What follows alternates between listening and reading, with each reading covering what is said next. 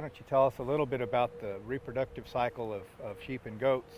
Some of them are what we might call seasonal breeders, others maybe not quite so much, but tell us a little bit about maybe how long they're pregnant for, when do we typically breed them to have lambs, how many lambs do they, just tell us a little bit about that. Sure.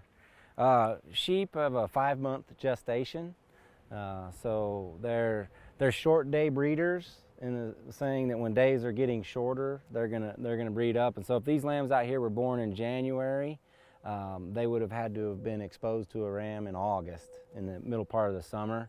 Sheep's best breeding season is in the fall, so starting in September, peak breeding season being October, November. But the Rambouillet breed, which is very common in Texas, as well as the Dorper and some of our other hair sheep breeds, are pretty good out-of-season breeders, meaning that we can put a ram with them in the spring, and they can breed in the spring and then lamb in the fall. And so we might market a lamb in the winter, or we might have a lamb in the winter and then market them in the spring. And that helps spread out lamb crops so that we're not all lambing in the spring and selling lambs in the late summer and fall. And so supply and demand. Supply and demand. Yeah, we have consumers year round, and so we need a supply year round. Good.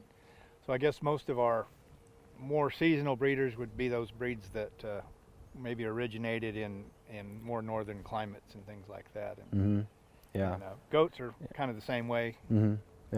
Yeah, the Rambouillet breed is a breed that originates from a Merino line. The Merinos are from Spain, closer to the equator, and they were bred more out of season, whereas say the Suffolk, which these are all straight bred lambs, but if they were put with a black face ram, a Suffolk is out of the United Kingdom, Northern Europe, where they would definitely want to have a strong seasonality, have them born in the spring, because the hard winters weren't ideal whenever we didn't have as much infrastructure and things like we do today. So we like to have twins, don't we? We love to have twins. And maybe this high quality forage that they're on might help that a little bit.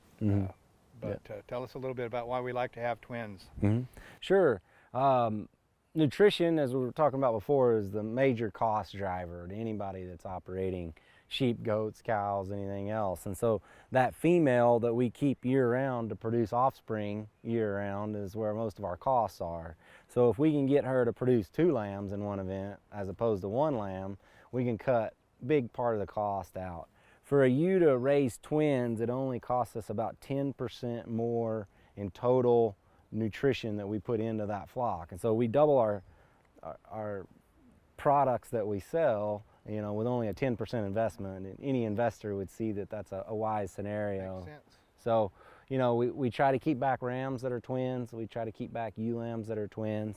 With the high cost of production these days, most everybody is moved towards twins are a benefit and not a risk. Makes sense.